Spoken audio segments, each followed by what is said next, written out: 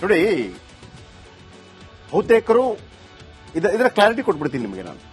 ಬಹುತೇಕರು ಕೆಲಸಕ್ಕಾಗಿ ಬರುವಂತದ್ದು, ಆರಾಮ್ಸೆ ಕೆಲಸ ಮಾಡ್ಕೊಂಡು ವಾಪಸ್ ಹೋಗ್ತಾರೆ, ಬರ್ತಾರೆ. ಇದು ನಡೆಯುತ್ತೆ, ಇಲ್ಲ ಅಂತಲ್ಲ. ಆದ್ರೆ ಇದನ್ನ ಯಾವ ರೀತಿ ಬಳಸ್ಕೊಳ್ಬಹುದು ನಾಳೆ ಅನ್ನುವಂಥದ್ದು ಅಂತಾರಾಷ್ಟ್ರೀಯ ಮಟ್ಟದಲ್ಲಿ ಒಂದು ಭಯ ಇರುತ್ತೆ ನಮಗೆ. ಅಕ್ಕಪಕ್ಕದಲ್ಲಿ ಚೈನಾ, ಪಾಕಿಸ್ತಾನ, ಬಾಂಗ್ಲಾದೇಶ್ ಈ ತರ ಇದ್ದಾಗ ನಮಗೊಂದು ಆಂತರಿಕವಾದೊಂದು ಭಯ ಇರುತ್ತೆ. ಇದಕ್ಕಿಂತ ಹೆಚ್ಚಾಗಿ ನಿಮಗೆ ತಲೆ ಸಿಡಿಯುವಂತ ಒಂದು ಸ್ಟೋರಿ ಹೇಳ್ತೀನಿ. ಬೆಂಗಳೂರಲ್ಲಿ 197 ವಾರ್ಡ್ ಇದೆಯಲ್ವಾ? ಈ 197 ವಾರ್ಡ್ನಲ್ಲಿ ಹತ್ರ ನನಗಿರುವಂತ ಖಚಿತ ಮಾಹಿತಿ ಪ್ರಕಾರ, ಅಂದ್ರೆ ನಾವು ಆ ಸ್ಟೋರಿ ಮಾಡಿದ್ವಲ್ವಾ, ಒಂದು 30ರಿಂದ 35 ಕ್ಷೇತ್ರಗಳೇನಿದೆ ವೀಕ್ಷಕರೇ, 30ರಿಂದ 35 ಕಾರ್ಪೊರೇಟ್ ಕ್ಷೇತ್ರ. ಅದರಲ್ಲಿ ಇವರ ಓಟು ನಿರ್ಣಾಯಕ ಅಂತ. 5,000, 3,000. ಯಾಕಂದ್ರೆ ಕಾರ್ಪೊರೇಟ್ ಎಲೆಕ್ಷನ್ ಅಲ್ಲಿ ಏನಾಗುತ್ತೆ, ಕಾರ್ಪೊರೇಷನ್ ಎಲೆಕ್ಷನ್ ಅಲ್ಲಿ ಓಟ್ 30,000, 32,000 ಇಷ್ಟೇ ಇರೋದು. ಅಲ್ಲಿ ಗೆಲ್ಲುವ ಅಂತರ 1,000, 1,500, 2,000. ಇವರು ಒಂದೊಂದು ಕ್ಷೇತ್ರದಲ್ಲಿ 3,000, 4,000, 5,000 ಜನ ಇದ್ರೆ ಇವರು ನಿರ್ಣಾಯಕರಾಗ್ತಾರೆ. ನಾಳೆ ನಮ್ಮ ಬಿಬಿಎಂಪಿ ಕಾರ್ಪೊರೇಷನ್ ನಲ್ಲಿ ಬಾಂಗ್ಲಾದೇಶಿಗರು ಒಂದು 10 ಜನ 15 ಜನ ಕಾರ್ಪೊರೇಟರ್ ಆಗಿಬಿಟ್ರೆ ಹೆಂಗೆ ಅಂತ ನನಗೆ ಆತಂಕ ಕಾಡ್ತಾ ಇರೋದು. ಓಕೆ, ನಾವಲ್ಲಿ ಭಾಷಾ ವಿಚಾರಕ್ಕೆ ಸಂಬಂಧಪಟ್ಟ ಹಾಗೆ ಮರಾಠಿಯಲ್ಲಿ ಮಾತಾಡಿರೋ ಕಾರಣಕ್ಕಾಗಿ ನಾವು ಸಿಡಿದೇಳ್ತೇವೆ. ಬಾಂಗ್ಲಾದೇಶಿಗರು ಬಂದು ನಾಳೆ ಇಲ್ಲಿ ಮೇಯರ್ ಆದ್ರೆ ಆಲೋಚನೆ ಮಾಡಿ. ಬೆಂಗಳೂರಿಗೆ ಬಾಂಗ್ಲಾದೇಶ ನುಸುಳುಕೋರರ ಕಂಟಕ ಜಾಸ್ತಿ ಆಗ್ತಾ ಇದೆ. ಹಣದ ಆಸೆಗೆ ದೇಶದ ಹಿತಾಸಕ್ತಿಗೆ ಧಕ್ಕೆ ಮಾಡಲಾಗ್ತಾ ಇದೆ ಅನ್ನೋ ಆರೋಪ ಕೇಳಿ ಬರ್ತಾ ಇದೆ. ಪಾಸ್ಪೋರ್ಟ್, ವೀಸಾ ಇಲ್ಲದೆ ಭಾರತಕ್ಕೆ ಬರ್ತಾರೆ. ಪಶ್ಚಿಮ ಬಂಗಾಳ, ಅಸ್ಸಾಂ ಗಡಿಯಲ್ಲಿ ಅಕ್ರಮ ಪ್ರವೇಶ ಪಡೀತಾರೆ. ಏಜೆಂಟ್ಗಳಿಗೆ ಹಣ ನೀಡಿ ಅಕ್ರಮವಾಗಿ ಪ್ರವೇಶ ಪಡೀತಾರೆ. ನೋಡಿ, ಇದನ್ನು ಯಾರು ಹೇಳೋದಕ್ಕೆ ಹೋಗೋದಿಲ್ಲ, ಆದ್ರೂ ನಾನು ಹೇಳ್ಬಿಡ್ತೀನಿ ಕೇಳಿ. ಒಂದು ಹಕ್ಕಿ ಕೂಡ ಗಡಿಯಲ್ಲಿ ಪಾಸ್ ಆಗೋದಕ್ಕೆ ಸಾಧ್ಯ ಇಲ್ಲ ಸರ್. ಅಲ್ಲಿ ಗಡಿಯಲ್ಲಿರುವವರೇ ಇವರಿಂದ ದುಡ್ಡು ಪಡ್ಕೊಂಡೇ ಒಳಗೆ ಬಿಡೋದು. ಇದನ್ನು ಯಾರಿಗೆ ಹೇಳೋಣ? 2,000ದಿಂದ 20,000ದವರೆಗೆ ಹಣ ಪಡೀತಾರೆ, ಅವರೇ ಒಳಗೆ ಬಿಡ್ತಾರೆ. ಅವರ ಉದ್ದೇಶ ದೇಶಕ್ಕೆ ತೊಂದರೆ ಮಾಡಬೇಕು, ಮತ್ತೊಂದು ಅಂತಲ್ಲ. ಬಿಡುವವರಿಗೆ ಕೂಡ ಏನೋ ಕೆಲಸಕ್ಕೆ ಹೋಗ್ತಾನೆ, ಸಂಜೆ ಬರ್ತಾನೆ, ಆ ತರ ಅವ್ರು ಕಳಿಸೋದು. ಆಯ್ತಾ? ಈ 2,000 ಹೆಂಗೆ ಅಂತಂದ್ರೆ, ಈಗ ಬೆಳಿಗ್ಗೆ ಏನೋ ಒಂದಿರ್ತದೆ, ಒಂದು ವಾರಕ್ಕೆ ಮತ್ತೊಂದು ವಾರಕ್ಕೆ ಎಲ್ಲ ಲಿಸ್ಟ್ ಇರುತ್ತೆ ಅವ್ರ ಹತ್ರ. ಬೆಂಗಳೂರಲ್ಲಿ ಕಸ ಆಯುವುದೇ ಇವರ ಕೆಲಸ. ಈಗ ನಾವೀಗ ಹೇಳ್ಬಹುದು, ಓಡಿಸಿ ಮತ್ತೊಂದು, ಅಂದ್ರೆ ನಾನೆಲ್ಲ ಸಾಧಕ ಬಾಧಕಗಳನ್ನ ನಿಮ್ಗೆ ಹೇಳ್ತಾ ಇದ್ದೀನಿ. ನಾಳೆ ಅವರು ಹೋದ್ರೆ ಕಸ ಹೊಡೆಯಕ್ಕೆ ಜನ ಇಲ್ಲ. ನಿಮ್ಗೆ ಗೊತ್ತಾ, ಅಸ್ಸಾಂ ಆ ಭಾಗದ, ಮಣಿಪುರ ಭಾಗದವ್ರದ್ದೊಂದು ಗಲಾಟೆ ಆಯ್ತು ಜಗದೀಶ್ ಶೆಟ್ಟರ್ ಅವರು ಮುಖ್ಯಮಂತ್ರಿ ಆಗಿದ್ದಾಗ. ಇಲ್ಲಿದ್ದ ಎಲ್ಲರೂ ಕೂಡ ವಾಪಸ್ ಹೋಗೋದಕ್ಕೆ ರೆಡಿ ಆದ್ರು. ನಾನೇ ಅದನ್ನು ರಿಪೋರ್ಟ್ ಮಾಡಿದ್ದೀನಿ ಸಿಎಂ ಮನೆಯಿಂದ. ಇಲ್ಲೊಂದು 10-20 ಸಾವಿರ ಇದ್ದಾರೆ ಬೆಂಗಳೂರಲ್ಲಿ, ಈ ಮಣಿಪುರದಿಂದ ಬಂದವರು. ಪಾಪ ಚಿಂಗೀಸಿಂದ ಕರಿಬಾರ್ದು, ನಮ್ಮವರೇ ಅವರು. ಮಣಿಪುರ, ಅಸ್ಸಾಂ ಆ ಭಾಗದಿಂದ, ತ್ರಿಪುರ. ನೀವ್ ಅನ್ಬೋದೇ, ಹೋಗ್ಲಿ ಬಿಟ್ರೆ ಏನ್ರೇ ಅಂತ ಅಂದ್ಬಿಟ್ಟು.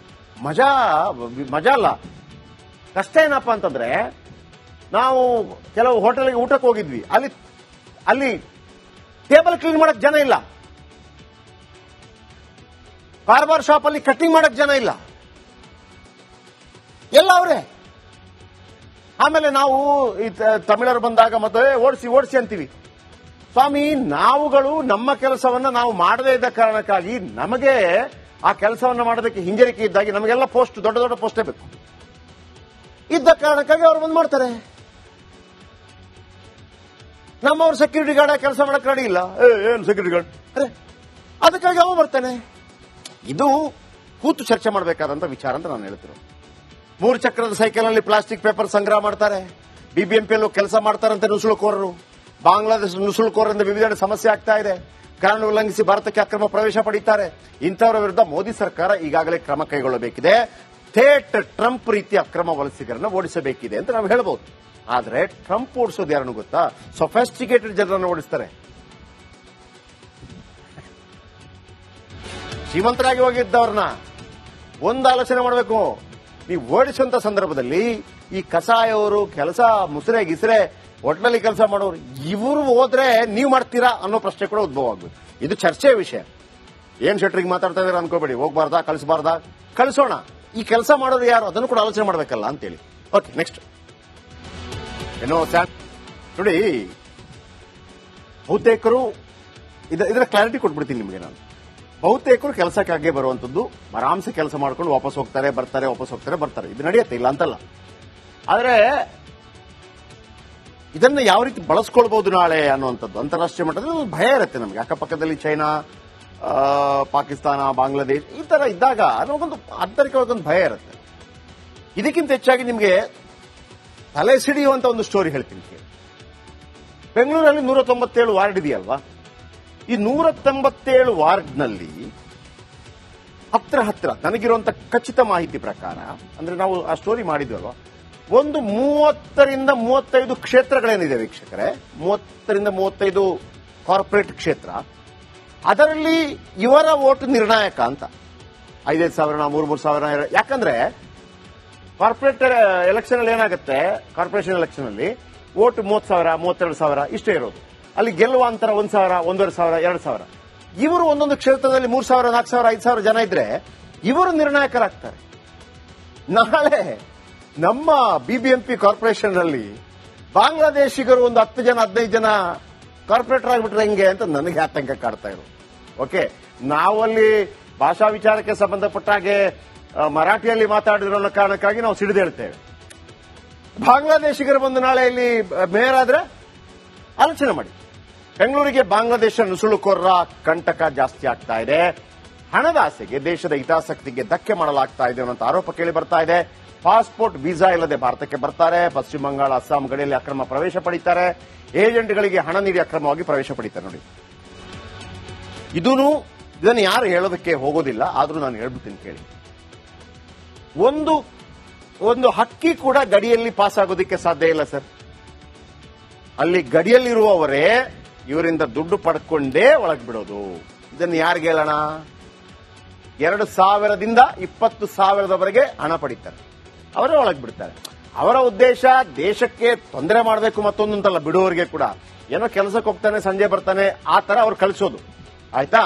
ಈ 2,000 ಹೆಂಗೆ ಅಂತಂದ್ರೆ, ಈಗ ಬೆಳಿಗ್ಗೆ ಏನೋ ಒಂದು ಇರ್ತದೆ, ಒಂದು ವಾರಕ್ಕೆ ಮತ್ತೊಂದು ವಾರಕ್ಕೆ ಎಲ್ಲ ಲಿಸ್ಟ್ ಇರುತ್ತೆ.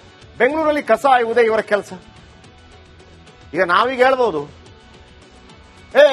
ಓಡಿಸಿ ಮತ್ತೊಂದು, ಅಂದ್ರೆ ನಾನೆಲ್ಲ ಸಾಧಕ ಬಾಧಕಗಳನ್ನ ನಿಮ್ಗೆ ಹೇಳ್ತಾ ಇದ್ದೀನಿ. ನಾಳೆ ಅವರು ಹೋದ್ರೆ ಕಸ ಹೊಡೆಯಕ್ಕೆ ಜನ ಇಲ್ಲ. ನಿಮ್ಗೆ ಗೊತ್ತಾ, ಅಸ್ಸಾಂ ಆ ಭಾಗದ, ಮಣಿಪುರ ಭಾಗದವ್ರದ್ದೊಂದು ಗಲಾಟೆ ಆಯ್ತು ಜಗದೀಶ್ ಶೆಟ್ಟರ್ ಅವರು ಮುಖ್ಯಮಂತ್ರಿ ಆಗಿದ್ದಾಗ. ಇಲ್ಲಿದ್ದ ಎಲ್ಲರೂ ಕೂಡ ವಾಪಸ್ ಹೋಗೋದಕ್ಕೆ ರೆಡಿ ಆದ್ರು. ನಾನೇ ಅದನ್ನು ರಿಪೋರ್ಟ್ ಮಾಡಿದ್ದೀನಿ ಸಿಎಂ ಮನೆಯಿಂದ. ಇಲ್ಲೊಂದು 10-20 ಸಾವಿರ ಇದ್ದಾರೆ ಬೆಂಗಳೂರಲ್ಲಿ, ಈ ಮಣಿಪುರದಿಂದ ಬಂದವರು. ಪಾಪ ಚಿಂಗೀಸಿಂದ ಕರಿಬಾರ್ದು, ನಮ್ಮವರೇ ಅವರು. ಮಣಿಪುರ, ಅಸ್ಸಾಂ ಆ ಭಾಗದಿಂದ, ತ್ರಿಪುರ. ನೀವ್ ಅನ್ಬೋದೇ, ಹೋಗ್ಲಿ ಬಿಟ್ರಿ ರೇ, ಏನ್ ರೇ ಅಂತ ಅಂದ್ಬಿಟ್ಟು. ಮಜಾ ಅಲ್ಲ. ಕಷ್ಟ ಏನಪ್ಪಾ ಅಂತಂದ್ರೆ, ನಾವು ಕೆಲವು ಹೋಟೆಲ್ಗೆ ಊಟಕ್ಕೆ ಹೋಗಿದ್ವಿ, ಅಲ್ಲಿ ಟೇಬಲ್ ಕ್ಲೀನ್ ಮಾಡಕ್ ಜನ ಇಲ್ಲ, ಬಾರ್ಬಾರ್ ಶಾಪ್ ಅಲ್ಲಿ ಕಟ್ಟಿಂಗ್ ಮಾಡಕ್ ಜನ ಇಲ್ಲ, ಎಲ್ಲ ಅವರೇ. ಆಮೇಲೆ ನಾವು ಈ ತಮಿಳರು ಬಂದಾಗ ಮತ್ತೆ ಓಡಿಸಿ ಅಂತೀವಿ. ಸ್ವಾಮಿ, ನಾವುಗಳು ನಮ್ಮ ಕೆಲಸವನ್ನ ನಾವು ಮಾಡದೇ ಇದ್ದ ಕಾರಣಕ್ಕಾಗಿ ನಮಗೆ ಆ ಕೆಲಸವನ್ನ ಮಾಡೋದಕ್ಕೆ ಹಿಂಜರಿಕೆ ಇದ್ದಾಗಿ ನಮಗೆಲ್ಲ ಪೋಸ್ಟ್, ದೊಡ್ಡ ದೊಡ್ಡ ಪೋಸ್ಟೇ ಬೇಕು ಇದ್ದ ಕಾರಣಕ್ಕಾಗಿ ಅವ್ರು ಬಂದ್ ಮಾಡ್ತಾರೆ.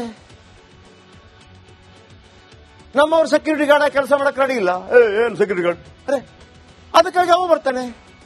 ಇದು ಕೂತು ಚರ್ಚೆ ಮಾಡಬೇಕಾದಂತ ವಿಚಾರ ಅಂತ ನಾನು ಹೇಳ್ತಿರೋ. 3 ಚಕ್ರದ ಸೈಕಲ್ನಲ್ಲಿ ಪ್ಲಾಸ್ಟಿಕ್ ಪೇಪರ್ ಸಂಗ್ರಹ ಮಾಡ್ತಾರೆ. ಬಿಬಿಎಂಪಿಯಲ್ಲೂ ಕೆಲಸ ಮಾಡ್ತಾರಂತೆ ನುಸುಳುಕೋರರು. ಬಾಂಗ್ಲಾದೇಶ ನುಸುಳುಕೋರರಿಂದ ವಿವಿಧೆಡೆ ಸಮಸ್ಯೆ ಆಗ್ತಾ ಇದೆ. ಕಾನೂನು ಉಲ್ಲಂಘಿಸಿ ಭಾರತಕ್ಕೆ ಅಕ್ರಮ ಪ್ರವೇಶ ಪಡೀತಾರೆ. ಇಂಥವರ ವಿರುದ್ಧ ಮೋದಿ ಸರ್ಕಾರ ಈಗಾಗಲೇ ಕ್ರಮ ಕೈಗೊಳ್ಳಬೇಕಿದೆ. ಥೇಟ್ ಟ್ರಂಪ್ ರೀತಿ ಅಕ್ರಮ ವಲಸಿಗರನ್ನ ಓಡಿಸಬೇಕಿದೆ ಅಂತ ನಾವು ಹೇಳಬಹುದು. ಆದ್ರೆ ಟ್ರಂಪ್ ಓಡಿಸೋದು ಯಾರನ್ನು ಗೊತ್ತಾ? ಸೊಫೆಸ್ಟಿಕೇಟೆಡ್ ಜನರನ್ನು ಓಡಿಸ್ತಾರೆ. ಶ್ರೀಮಂತರಾಗಿ ಹೋಗಿದ್ದವ್ರನ್ನ ಒಂದು ಆಲೋಚನೆ ಮಾಡಬೇಕು. ನೀವು ಓಡಿಸುವಂತ ಸಂದರ್ಭದಲ್ಲಿ ಈ ಕಸಾಯವರು, ಕೆಲಸ ಮುಸ್ರೆ ಗಿಸ್ರೆ ಹೋಟ್ಲಲ್ಲಿ ಕೆಲಸ ಮಾಡೋರು, ಇವರು ಹೋದ್ರೆ ನೀವು ಮಾಡ್ತೀರಾ ಅನ್ನೋ ಪ್ರಶ್ನೆ ಕೂಡ ಉದ್ಭವ ಆಗ್ಬೇಕು. ಇದು ಚರ್ಚೆಯ ವಿಷಯ. ಏನ್ ಶೆಟ್ರಿಗೆ ಮಾತಾಡ್ತಾ ಇದಾರೆ ಅನ್ಕೋಬೇಡಿ. ಹೋಗ್ಬಾರ್ದಾ, ಕಳಿಸಬಾರ್ದಾ? ಕಳಿಸೋಣ. ಈ ಕೆಲಸ ಮಾಡೋರು ಯಾರು ಅದನ್ನು ಕೂಡ ಆಲೋಚನೆ ಮಾಡಬೇಕಲ್ಲ ಅಂತೇಳಿ. Okay, next.